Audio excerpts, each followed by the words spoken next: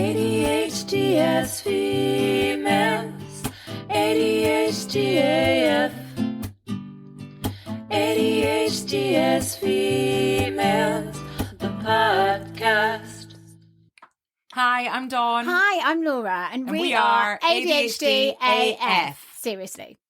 We are two neurodivergent neighbours who moved to the same street at the same time, at the same age, with the same undiagnosed disability. What are the chances? Since discovering the enormous impact ADHD has had on our lives and the horrifying numbers of missing undiagnosed females, it has become our mission to make some serious noise. We want to use our voices to raise awareness, break the stigma, and share our experiences in the hope that they help others. So join us for a chat, or as it's called up here in Aberdeen, a blether. Trigger warning, we will be covering some really sensitive topics, so please do have a read of the description of each episode before listening. It's important to note that we are not medical professionals, we're not therapists or coaches, we're not qualified to offer advice or support. What we will do is share our experiences alongside resources and information from professionals. We will talk over each other and we will go off topic and forget the point mid-sentence. We are both assigned female at birth, which means that we can only speak from the experience of life as AFAB people. However, ADHD AF is an inclusive space. Whatever your gender, you are very welcome here. Yes, you are. ADHD as females, ADHD AF. So what did you think of the jingle? Amazing. Musical genius. Thank you. I hyper-focused on that for a full day. Well, actually, speaking of hyperfocus, we should probably talk about ADHD for a minute. Yeah, let's do it. Okay.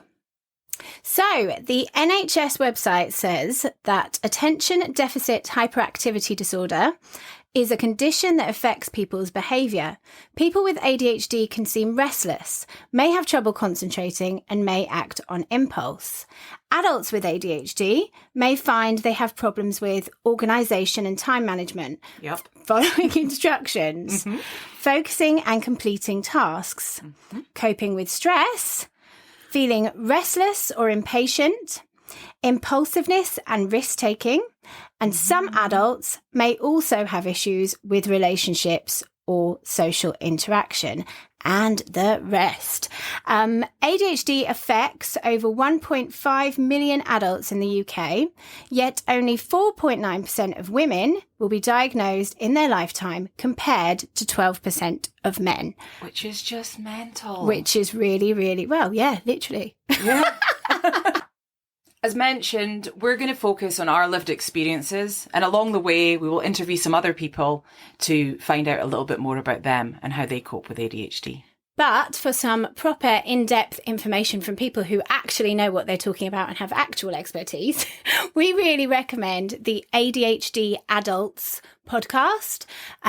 They are very fantastic. All of the resources and podcasts helped us a lot, both of us a lot on our journey, didn't it? Yeah. And so we couldn't recommend listening to them enough for more sort of psychoeducation and all the important stuff that we don't feel qualified to be talking about, really.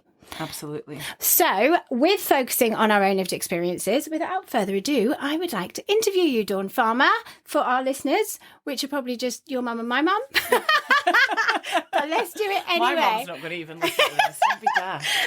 So, what is your name? My name is Dawn Marie Farmer, but you can just call me Dawn. Dawn Marie. And your occupation, and if you'd like to talk a little bit about occupation and ADHD. Oh, yeah. So at the moment, I am studying 3D design. Sorry, I stuttered. It's fine, you can stutter. This is going to happen a lot. I'm not a talker. So at the moment, I'm studying 3D design at Gray's School of Art in Aberdeen. And previous to that, I worked in mainly logistics for like 20 years, but I have had so many jobs. And weren't you a lifeguard at one point? Oh yeah, I've been a lifeguard. I was even a DJ in a local pub. Were you? Yeah. Oh, I love it. Yeah, like I changed... DJ Dawn Marie. Yeah, I changed CDs. It wasn't really DJing. But yeah, I've done a lot, and I don't really stay in jobs for more than 2 years. Which is a characteristic of ADHD. I just get bored. Do you think that's what it is? Do you think it's boredom for you? Yeah. That's the main reason is like getting to where you're comfortable with it and then feeling like you're not challenged enough, so you need to go and do something else. Yeah, absolutely. I just lose motivation, consistency over time. Doesn't matter what I do. And even being at uni, that like scares me because I know that I fail constantly. Don't say that. Yeah, I know, but I have in the past. That and is historical. That is historical pre-diagnosis ideas that we can chuck in the bin. Exactly. And that was pre me finding out I had ADHD. Yeah, exactly. So things are different now. Absolutely, things are different now. I think it's quite funny because I think for me, I'm always worried that I am doing a bad job. So there's quite a high level of stress and worry to kind of even quite little tasks that I'm preempting something. So I'm worrying and then I'm constantly thinking I'm going to be sacked or doing a terrible job. And then the level of stress that creates eventually gets too much to bear. And I'll just go, I'm completely overwhelmed. And my brain can dress it up as something else, like, I'm burnt out because they're working me too hard, as opposed to like addressing the issue, which is I can't cope. Yeah. But again, that is historical information. Mm-hmm. What is your age? I have just turned 39. Yes, you have. Which is mental because I don't feel 39. No. At all. No. Like, I'm in my 20s. Yeah. And that, I think, comes from ADHD, is like I feel really young. My body doesn't, but mentally I feel really young. Which is definitely a positive. Yeah, absolutely. Yes. So how did you come to, how and when did you come to suspect that you had ADHD? So it's quite funny. My nieces call me Auntie Dee, which obviously is abbreviated to ADD. And my brother has joked about me having ADHD. It's been something ongoing for years, but I've never really took it seriously. And it wasn't until a friend of mine kind of touched on another friend that she knew had been diagnosed, who, when she was telling her about this, essentially described me. So that's when I decided, I was like, you know what, it's time to take this serious. And I approached the doctor. And how did you feel about that? Like, as you were hearing that information and it was all kind of slotting into place, did you feel afraid, or did you feel kind of vindicated, or just curious, or what was your... Well, it was something I'd always thought about, but like as I said, like I'd just never taken it seriously. Yeah. But because of where I was in my life, I'd just come out of a toxic relationship and I was trying to better myself and understand myself. So I was on like a journey of self-exploration. Yes. And so I think I wanted to understand myself. So it felt good to be like, right, I'm learning about myself. Let's and this is super important. So yeah. Yeah, that's really cool. So what stage are you at in the diagnosis process?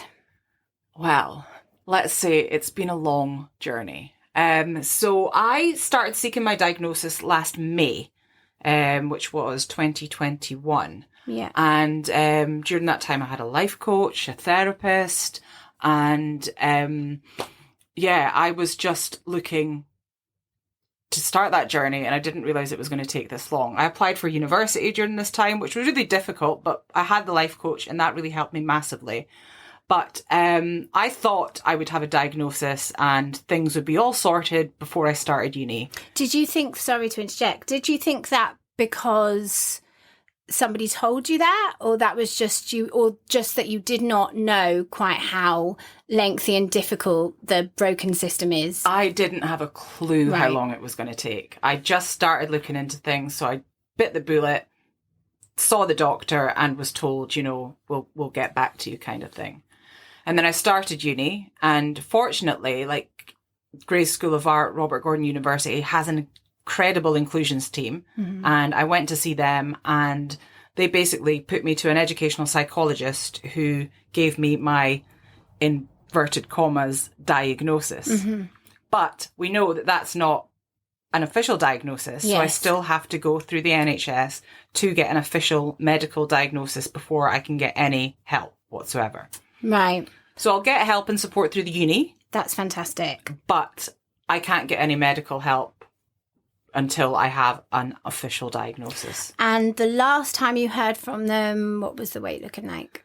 I got told at the start of the year, because my therapist had been chasing them up as well, my counsellor. And your counsellor is on the NHS? Yes. Yep. Yeah, so she'd been chasing them up, and they told me I was 4th on the list. Then I got a letter sent out, which we can go into later, was massive, a form that I had to fill out with so many questions and send back. Sent that back, got confirmation that they received it, and the letter just told me that I was back on another waiting list. So you were potentially on a waiting list to get the letter. Yeah. And then you did the letter, and then that's another waiting list, which you don't know which number on the list you are. Who knows? And so when was the last time that anything like that was chased up? Like, what was the last? Was it just that you've sent the letter and you're waiting to hear, or was there anything else in the interim? I've made a few phone calls, and they've told me that they're changing up the whole process within the department for ADHD, and she can't tell me any details of where I am now. So it's just a waiting game. Can I ask you, do you think that there's quite a lot of, obviously there's so much information online or groups and communities of people with ADHD, and there seems to be this general feeling that often when people find out that they potentially have ADHD and they're in this limbo waiting to get proper treatment and diagnosis, that they feel as though their symptoms are more intense, potentially just because they're more self-aware or aware of things that, potentially we would normally just beat ourselves up for. You suddenly have this kind of awareness of how many aspects of your life are implicated by this thing, and it can feel like you're more ADHD. Yeah, absolutely.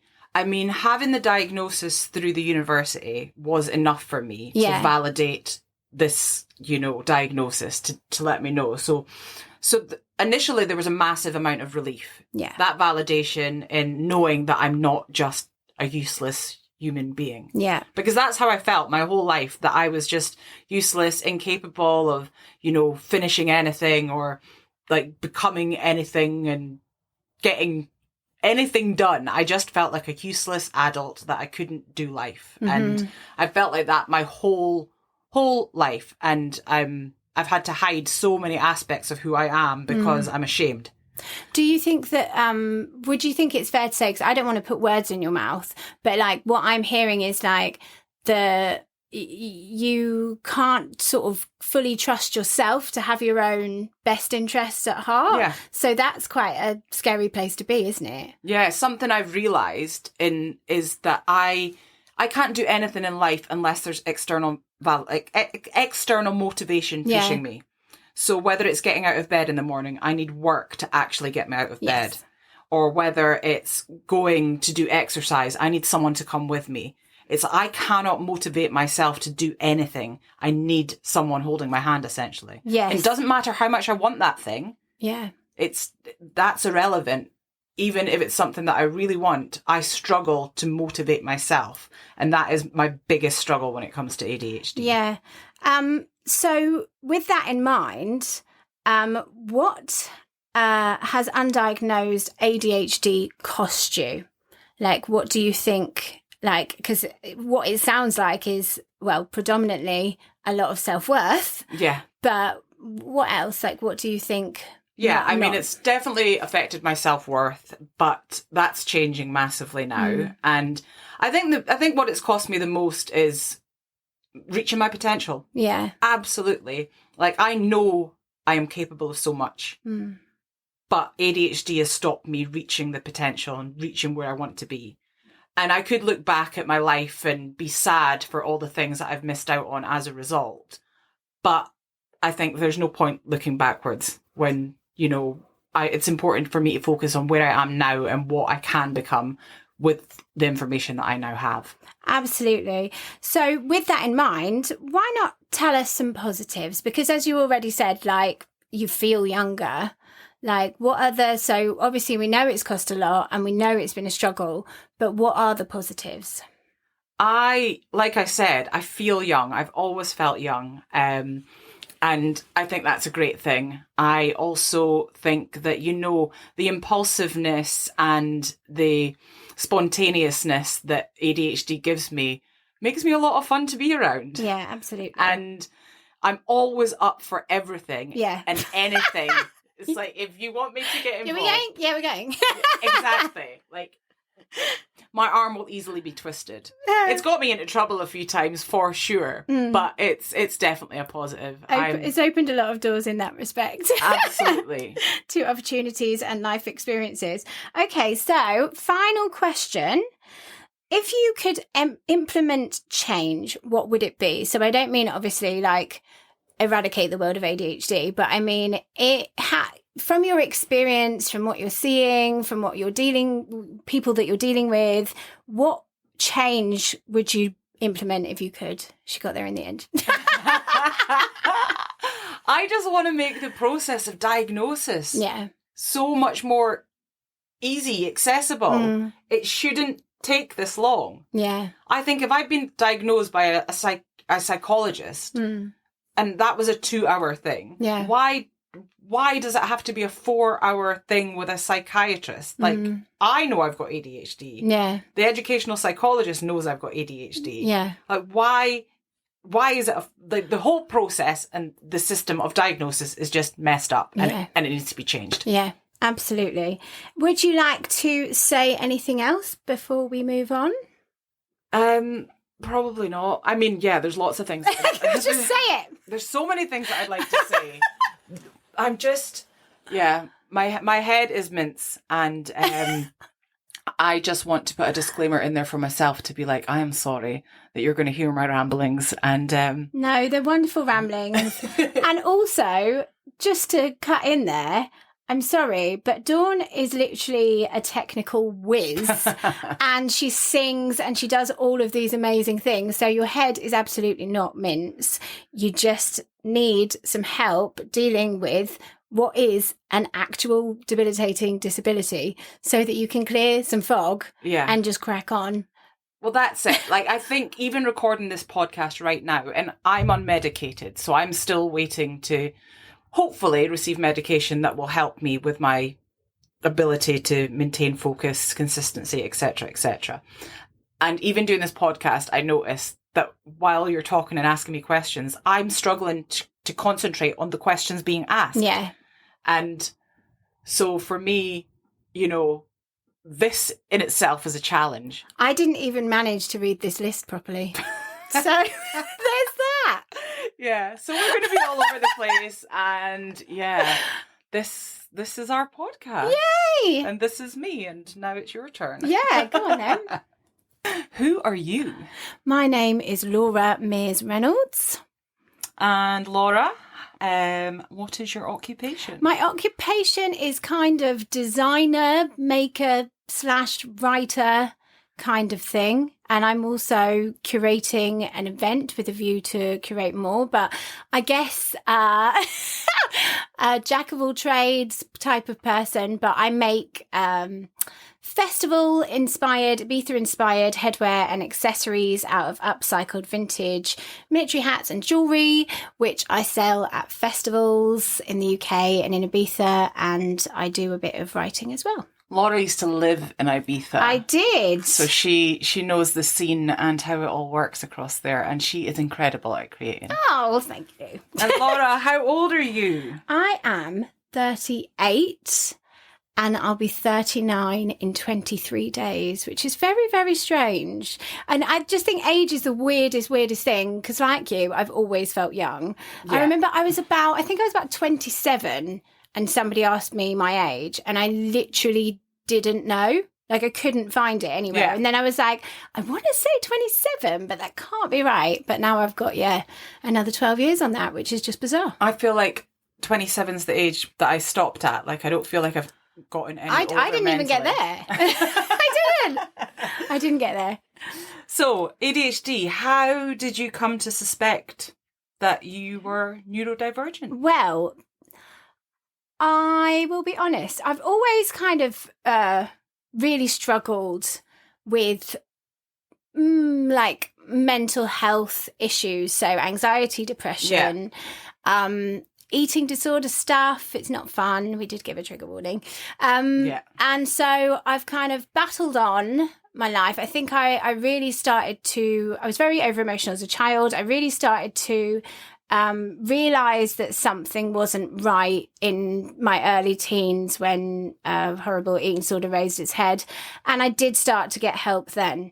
So I've had a lot of doctor's appointments for those various things. I was put on antidepressants a couple of times. And I saw, sorry, I've become really inarticulate. And I have had hypnotherapy, CBT, all the things, because I was very aware that I was struggling and that something needed to happen. I think I was hoping that this one magical day I would be fixed. And then I sort of battled on, became very aware of my sort of difference. Yeah. So my sort of otherness, I want to say in inverted commas, because my family moved from from London to Norfolk, and where I went to school, I'm not going to say I was the only person, but I was in a real minority because a lot of people's parents were from Norfolk. Yeah. So my dad is Irish and my mum's Caribbean. So I'm mixed race. Sorry, just whack the microphone.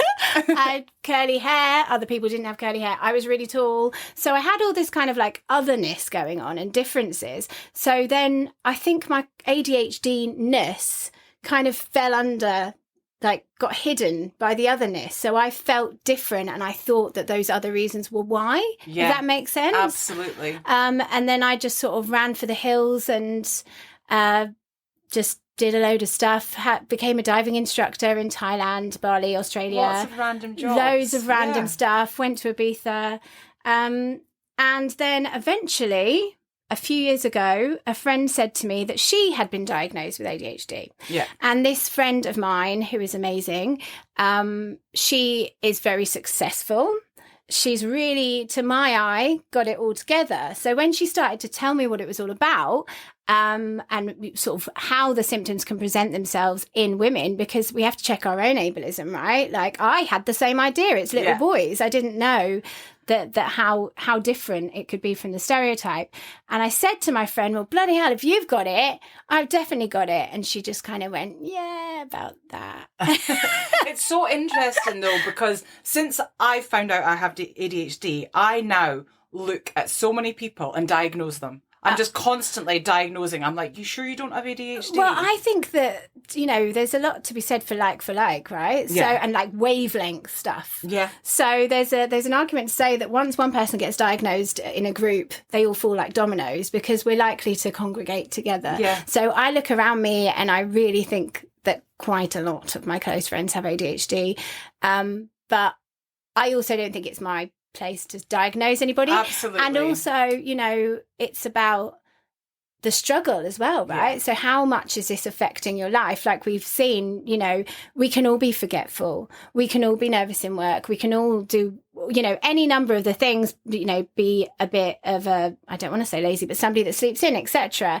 How much is it affecting your life? And that's the difference. It's right? a spectrum, right? Yeah. Definitely a spectrum. And even when I look at other people that have ADHD, I kind of put myself in a bit of a pity corner and I'm like, nobody seems to have it as bad as me. Yeah. That's how I feel. You're the only person. Yeah, but at the same time, it's because it affects everyone so differently. Exactly. And that's why it's important for people to talk about it. Exactly. Like that's one of the things that we're doing here, right? Is that here we are with all of our similarities. Yeah.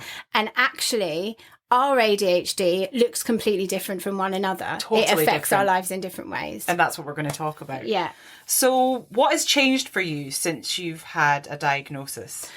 So since I have had a diagnosis... In fact, to rewind. Okay. I think I've just skipped a bunch of questions. That's fine. Where were we at? what stage are you at in the diagnosis? Okay, so right, I am ADHD. I am quite far along. So whenever that was, and obviously time blindness and memory escapes me. So a few years ago, when I started the process with the NHS, we got sent a load of forms. My husband and I, he had to answer questions about me. I had to answer questions about myself. Sent it off, heard back to say that it would be an 18-month wait. And then...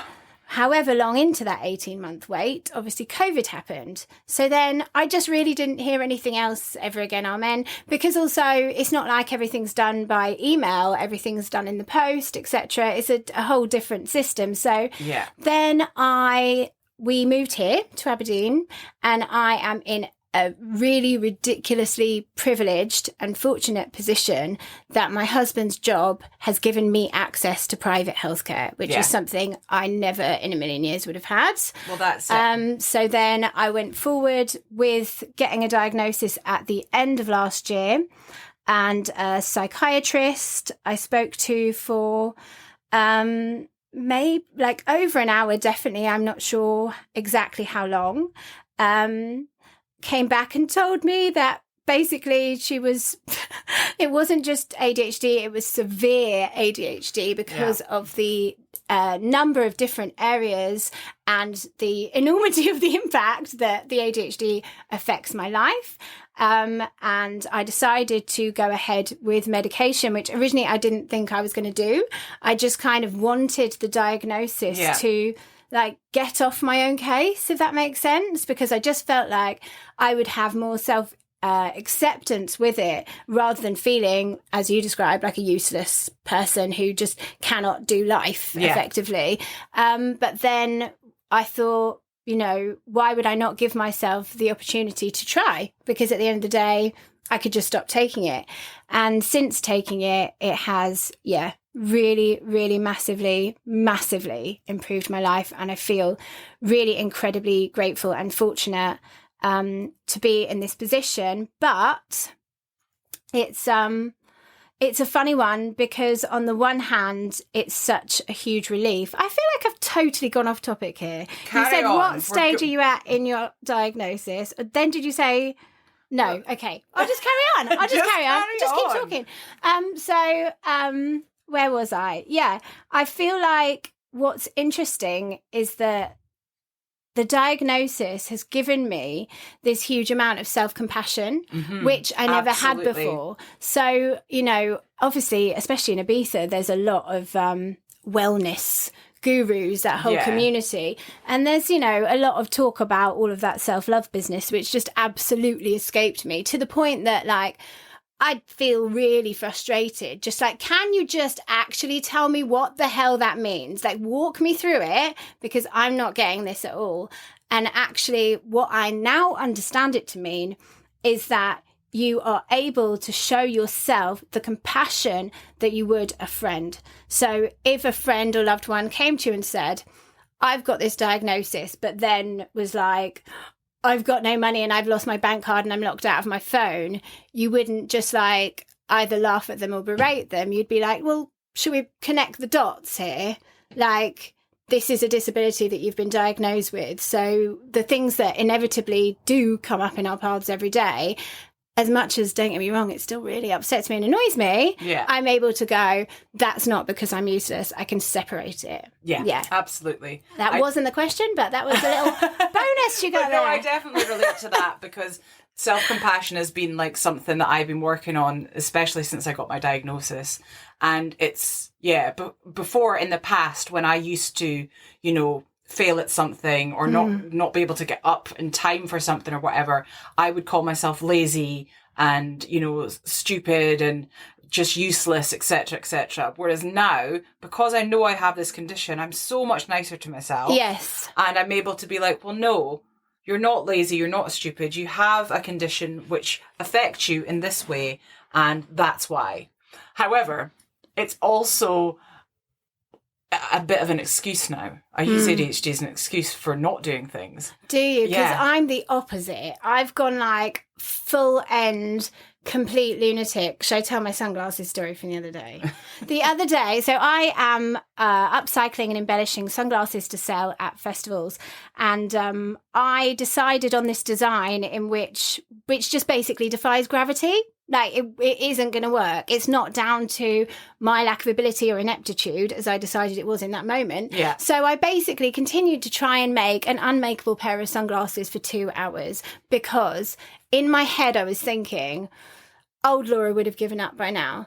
You're going to make this happen. You can make this happen. Do not be defeated. Do not give up. The only thing that you could fail at is giving up. And yeah, in the end, Big just had to pull me out and go, can you just stop making that one pair of sunglasses? That's nuts. Yeah. But you feel like you're giving yourself a... Yeah, I'm giving myself like a get out of jail free Really? card. It's like, I need to tidy my house, and I'll be like, oh, well, it's okay if you've sat on your phone for 5 hours because you've got ADHD.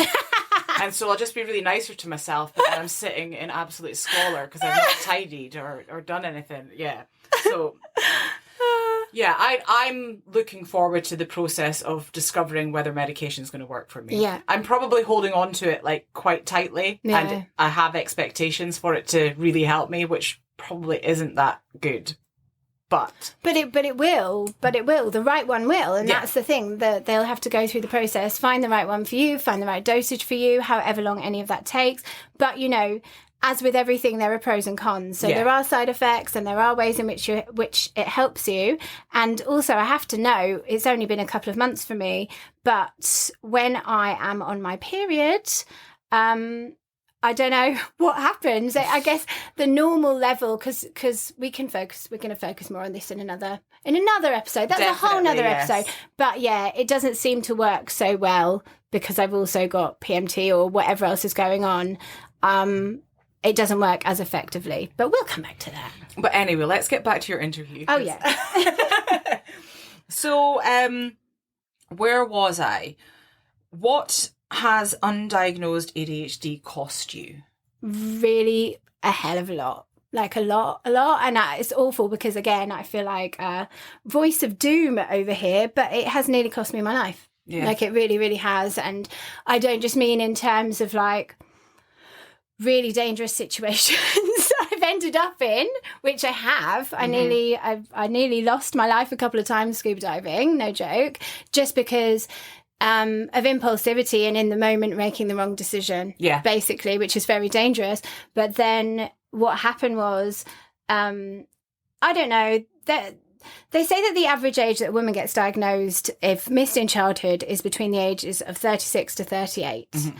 And I was 35 when my life just sort of imploded and I couldn't keep the plate spinning anymore. Yeah. And I looking back on it, I thought I sort of had a nervous breakdown, which maybe I did. I don't know. I don't really know what the definition of that is, but It's funny because it's similar for me where I was. And yeah, I was in because a really that's the down age. place. That's the age when you're meant to kind of Yeah. be where you're meant to be, or you've taken on too much, or maybe there's just only a certain amount of years that a person can mask for, Yeah. no matter how hard they bloody try. And so, yeah, it just got to a point where my brain just stopped and I just couldn't be alive anymore. And I Yeah. wanted to take my life, and I very, very nearly did. Very nearly did. So I'm very, very lucky to be here. And I just dropped everything and then started a journey of therapy, and did a lot of writing and learning and stuff. But it was only, like well into that journey that I then focused on the ADHD element. Yeah. Yeah. And what has changed for you since diagnosis? Well, as I said, because I jumped ahead, the self-compassion thing.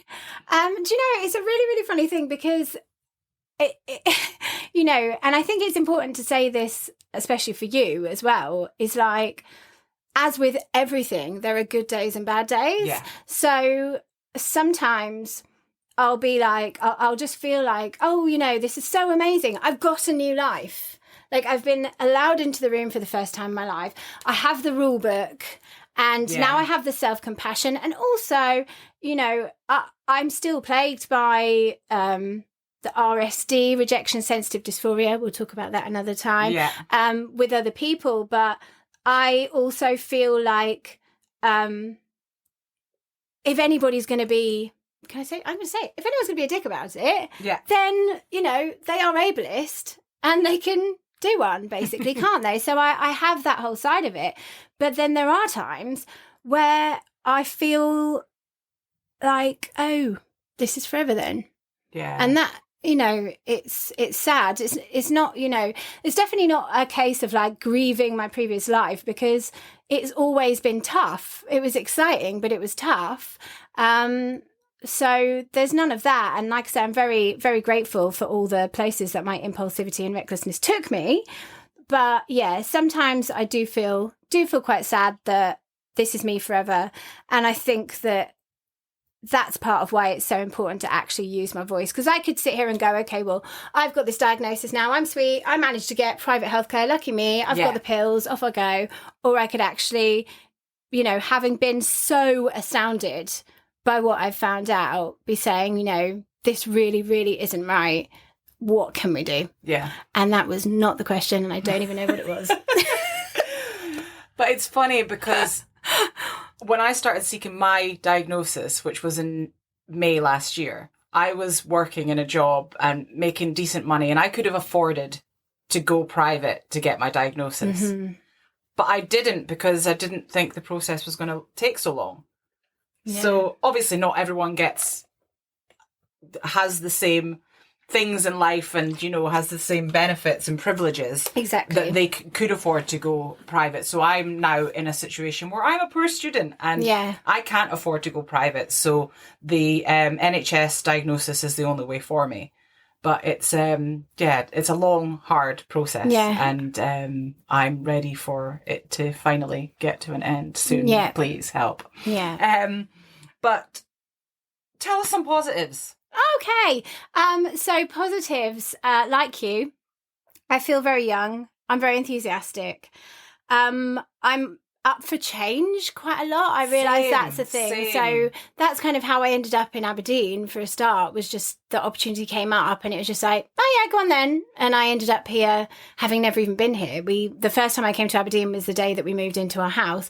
And, you know, that impulsivity and wanting to, you know, experience everything in life. I just want to have at life. Yeah. That is a real positive. And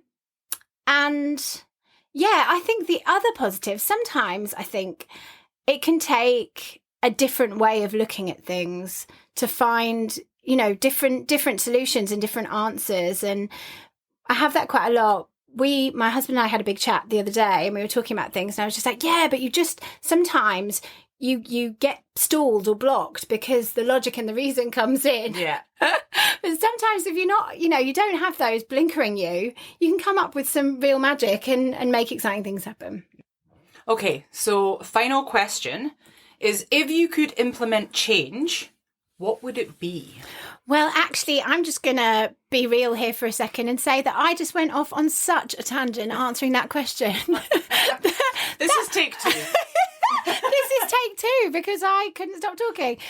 Okay, so in a nutshell, in an ideal world, if I could wave a magic wand, the change I would implement would be that any of the lovely little add-ons that we tend to get as ADHD people, the comorbidities such as anxiety, depression, eating disorders, alcoholism, drug addiction, OCD, etc. If anybody went to get that treatment for whatever those conditions were, that they could be considered as a potential undiagnosed ADHD patient first. Absolutely, yeah. Because if you could rule that out, then that would be fantastic and they could get the treatment that they needed, as opposed to somebody like myself and a lot of people out there, they end up treating the comorbidities and never getting to the root cause, so the suffering continues. Yeah. I did it quicker this time. So much quicker you wouldn't believe. Okay. This is a quick interruption from the future. It's Laura here. I just wanted to let you know that Dawn stepped down from the podcast to give her all to her degree in October 23. She explained all in the Series 2 episode called It's Always Darkest Before the Dawn.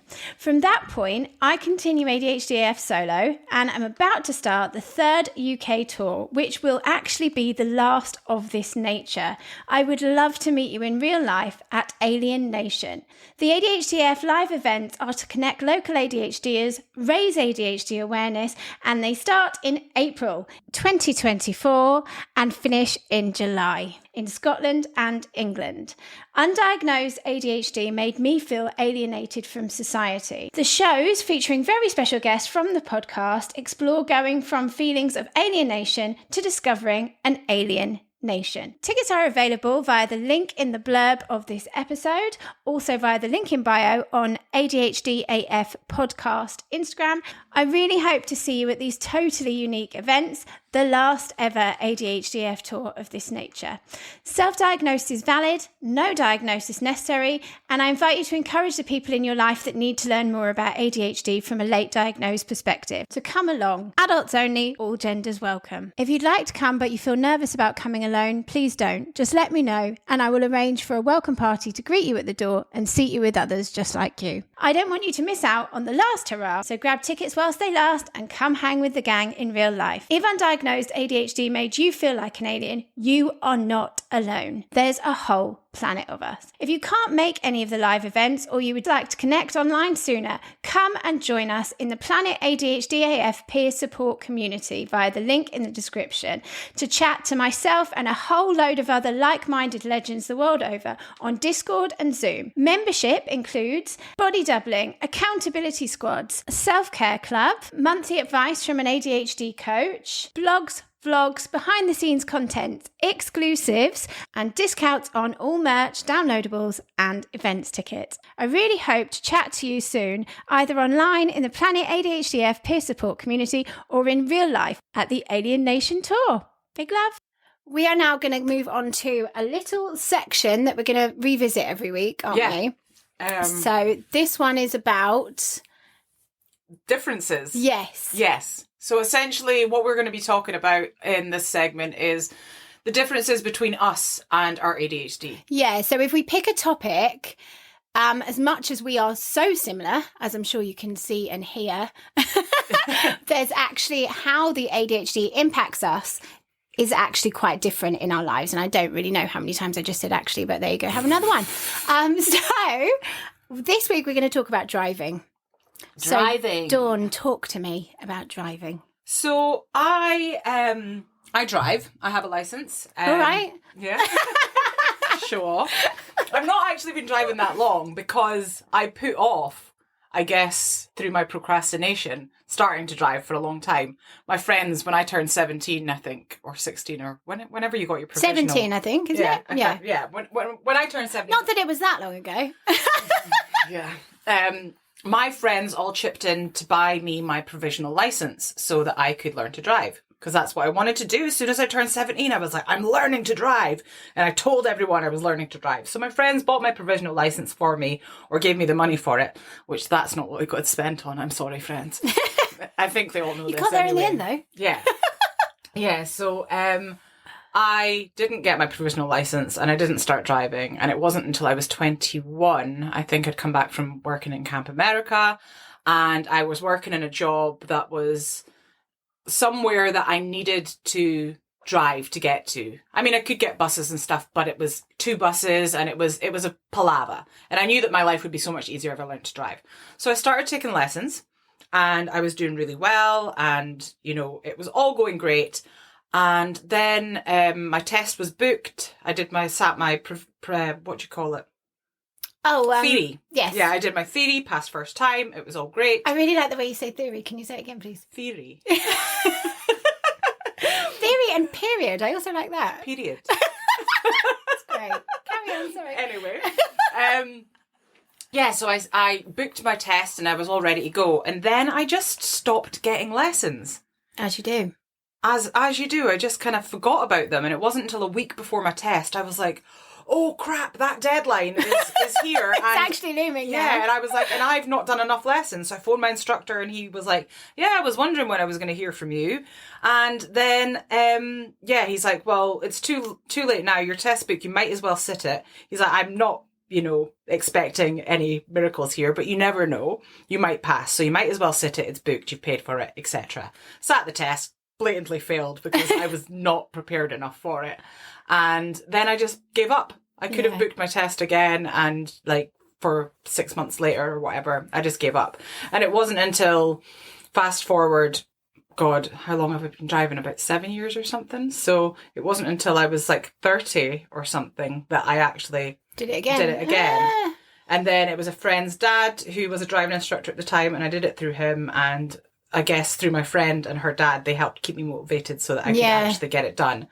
And I think I failed the first time, or I guess this is my second time, but I failed because he'd given me instructions.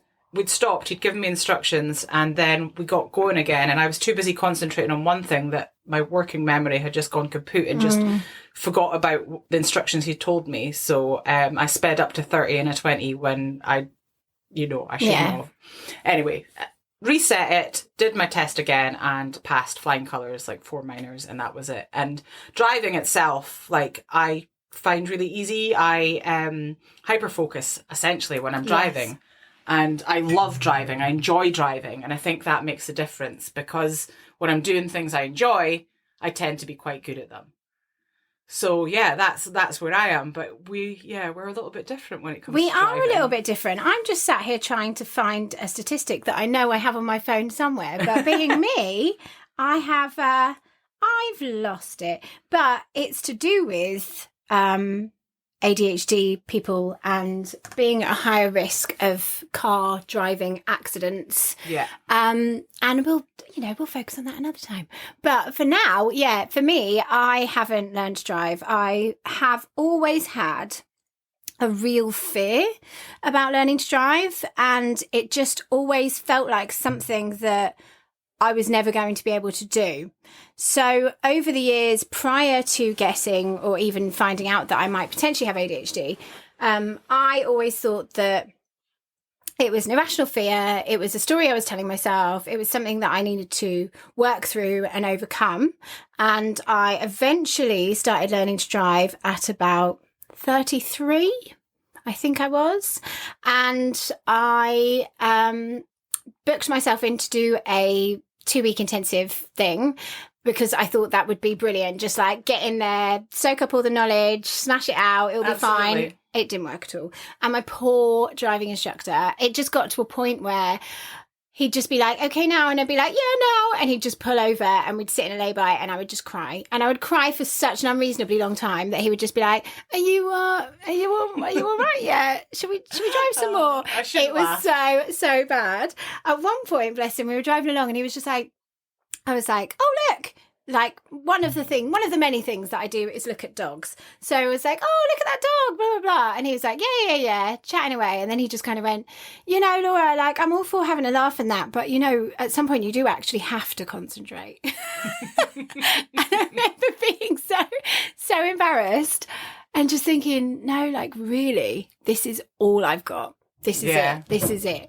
This is me really concentrating on something I'm terrified of. Sorry if you're hearing any weird background noises. It's but cats. I've got a cat tree in the back of the door in here. So sometimes the cats jump up on it and that's the noises. So then I tried one more time and did lessons a bit more logically and not so close together. And I kind of got some of the way, but it really just got to a point where it was like, I am not able to do all of these things at once. So I can operate the car and I can look around and make sure that I'm not going to crash into anything else. But I couldn't, on top of that, follow signs and be going at the right speed limit, etc. So he would have to talk me through it. And so as I did get quite close, I've always thought that I might come back to it. When I spoke to the psychiatrist about it and said, do you think that with time and medication and some therapy that I might be able to drive? And she said, well, it is severe, but you might be able to. But truthfully, statistically speaking, you would be a danger to the road and yourself. So looks like I'm probably not going to bother. I don't think, but we'll see. We'll see. So yeah, but I think that's so interesting. Like, I can't even think about doing it, and you do it so focused. But, and there is a but, even though I'm focused and I can drive, and I think I can drive quite well, there's definitely an element of I'm a bit of a risk taker when I'm driving. Yeah. And some of my friends, I mean, yeah, there's a few of my friends will comment on my driving saying I'm a bit of a rally driver or whatever. But I am conscious of speed limits and I try and stick to them as best as I can and stuff. But yeah, there are little things that I'm just like, oh yeah, taking risks here and there, and that's symptomatic of the disability that you have. Absolutely, and that could come back to bite me in the foot. So I need to be aware of that when I'm driving. Yes, for sure. For sure. Okay, so finally, we are going to talk about, if you would like to tell me, the most ADHD thing that you have done this week, please, Dawn. Well, yeah. So there are many, but I guess the one in particularly. Whatever. Why not? Yeah.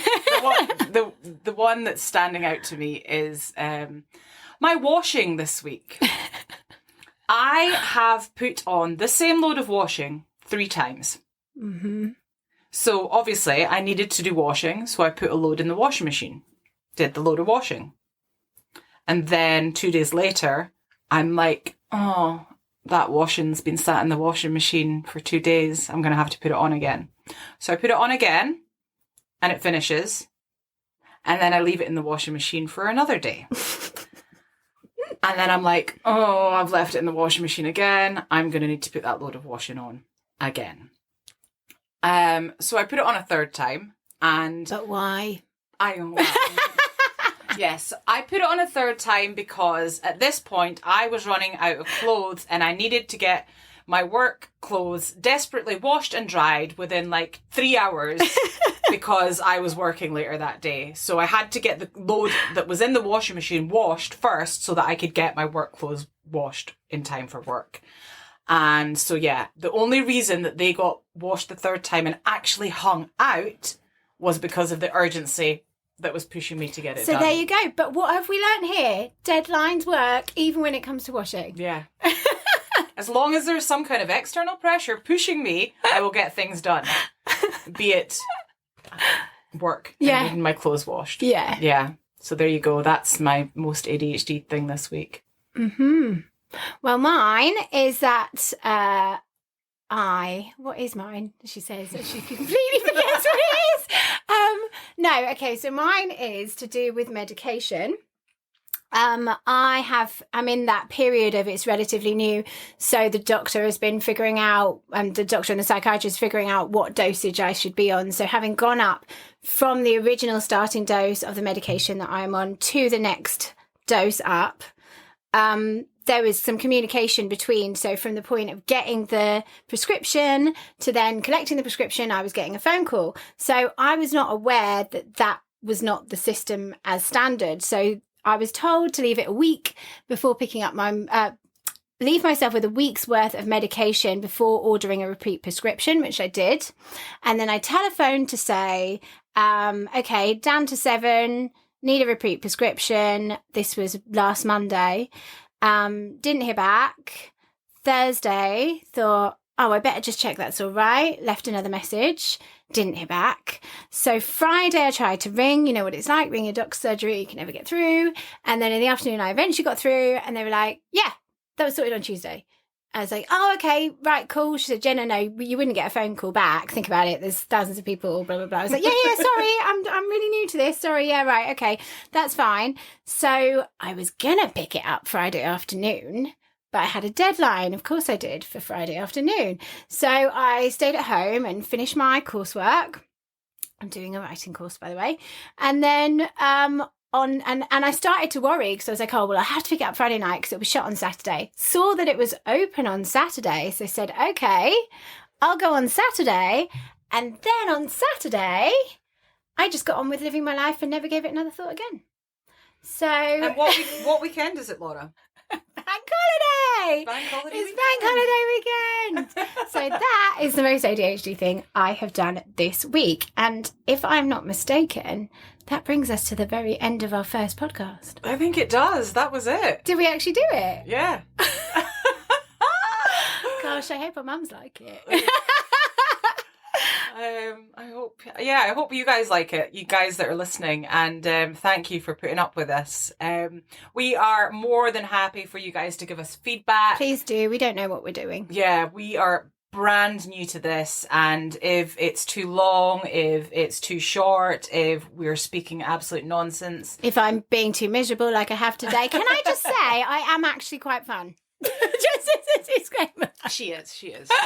But yeah, we appreciate your feedback, and we're hyped to get episode 2 done. Yeah, next. Absolutely. And please remember to, wherever you are at on your journey, or if you're even listening to this with curiosity for somebody else, like, compassion is key here. Show yourself some compassion. You don't need to have doctor's certificate or anything else to be able to show yourself compassion. We all have things in our lives that we could do better or worse.